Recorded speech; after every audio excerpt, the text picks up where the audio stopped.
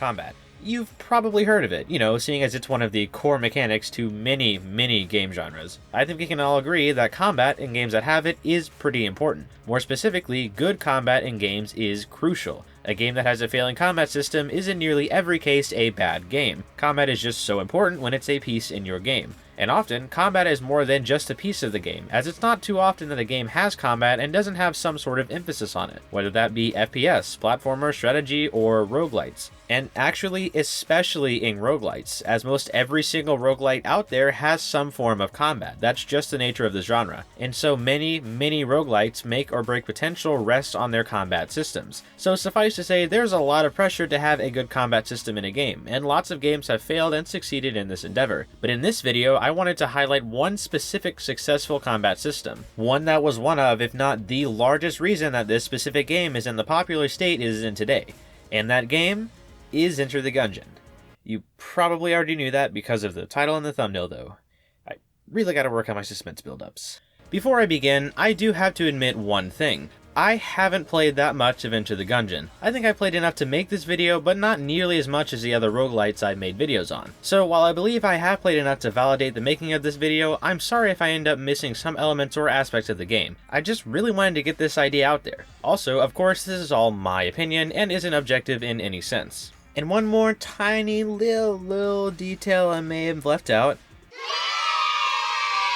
Thank you all so much for 100 subs. I never thought I would get here, and I am ecstatic that so many of you enjoyed my content. Thank you all so much for your support. I really appreciate it.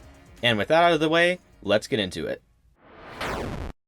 One of the first things I take notice of in roguelites I play is the combat. Combat is one of the backbones of roguelites as a genre, with most every one having and usually emphasizing it. And while they do exist and definitely can be good, you'd be pretty hard pressed to come across many roguelites that don't have at least some element of combat. So every time I boot up a roguelite for the first time, one of the first things I perceive about the game is its combat. And I think most of us gamers do this as well, if unconsciously. It's just one of those things that you do so much that you don't realize you're doing it. But it is evident in the fact that a bad combat system can really just kill a game. It can have a great concept, music, or story, but if the combat is just not enjoyable, players can find it hard to get motivation to play, to experience the story and idea and all that. I mean, I bet all of you watching have probably had those moments, those times when you're first playing a game, roguelite or not, when you think, this game looks so good, but this combat, I just can't latch onto it. Or, holy smokes, this combat is so good, I gotta play more.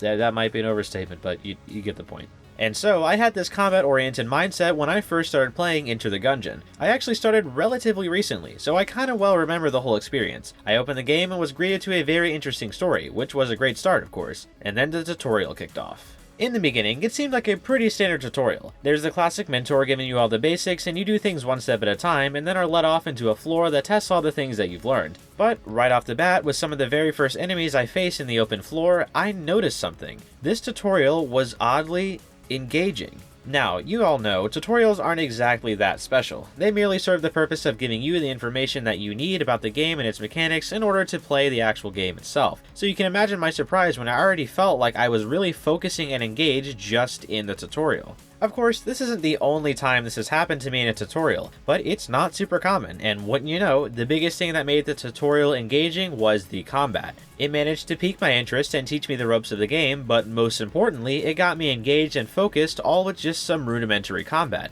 I was really surprised at the engagement part, especially since this was just the tutorial. One huge mark of a good combat system is how engaged it keeps the player. The more constant the engagement, the more the player gets invested in the combat, and so the better the combat is. And this is a universal trait. A mirror thing you will see with all kinds of games spread across all kinds of genres that have been said to have good combat is the fact that the combat engages the player. The time flies by, you're invested in every moment, you're engaged. When you die, you get back into the heat of it, as passionate as before. This is what is strived for by any game developer when making a good combat system. If they can get the player engaged, they've succeeded. In Enter the Gungeon's case, this simple tutorial managed to keep me engaged the whole way through, even after I had gotten the hang of the basics and was no longer scrambling to make sure I had pressed the right button for the right thing. I was engaged, and I was engaged in the combat. So what about Enter the Gungeon's combat is so engaging? Well, to put it bluntly, it just is engaging. Okay, that's a terrible way to explain that, so let me elaborate. Enter the Gungeon has a combat system which requires your constant focus and attention. And I mean like constant, like you better be moving or doing something while in combat or else you're gonna get hit.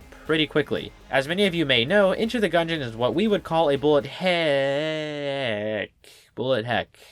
You know what I mean. There are many different types of ways to take damage, like contact or fire, but the most frequent culprit of damage is a projectile bullet. There can be literal hundreds on a screen at any time, so during combat you are always keeping a keen eye open for bullets. To avoid these bullets, the game grants you several options. You have a short dodge roll that provides invincibility frames, 2 blanks per floor, more can be picked up or bought however, which when used, clears all bullets in a wide area around you and pushes enemies back. Various objects like tables and explosive barrels interact with, an active item, which depending on the item can assist in various ways in defense and offense in combat, and of course, a weapon. So, while this massive bullet massacre ravages upon you, you are always making sure you time your dodges correctly, gauging whether or not to save or use your blanks, paying attention to your active item that could assist you, and analyzing the room and all the objects in it. All the while, you also navigate the room and find openings to attack the enemies themselves. Basically, the game requires that you are always engaged and focused on the game in combat by giving you a ton of input in the form of bullet heck and plenty of possible actions to respond with. As I stated earlier, the game gives you a dodge, blanks, items, room objects, a weapon, and general movement, and to complement, hundreds of bullets on screen. The game does not let up on the bullets because it provides you with plenty of options to dodge them. Thus comes the engagement factor, as you have to dodge them yourself with something in your arsenal. The engagement comes from the fact that in nearly every moment you are preoccupied with something, whether that be timing a dodge, or using a blank, or rounding a corner for cover, or flipping over a table for cover, or shooting the enemies themselves. And in addition to being engaging, the game rewards you for successfully engaging. You have to admit, for those who have played the game, it feels good when you blast through a room, blazing the enemies in succession and coming out unscathed, and this comes from the fact that you focused on the game, made the right moves for the situation you were in, and left without taking damage, something which is difficult to do. Because of course, the game can get difficult, thanks to the relentless bullet heck, and there are many times in every run where you will be hit. So because it's so difficult, and because it requires your focus, engagement, and thought to alleviate the difficulty, the rooms you clear with a breeze feel like a genuine accomplishment. You weren't just over-leveled from the enemies or carried by something else or just experiencing the same old clear the room without damage, you managed to pull it off. You did that amazing dodge roll, hit every shot onto enemies, blanked at just the right time, moved back around a wave of bullets and dodged through the mass, and took out that last little gunslinger hiding in the corner. When you engage and focus in combat, it really feels so smooth and satisfying to pull off, as the combat flow is amazing and makes engagement feel rewarding. And even if you had a broken run, it's still satisfying, as you most likely were still engaged in the combat, as you still had to move, dodge, read the room, etc., because the game will always make sure it is at least somewhat difficult via constant bullet heck.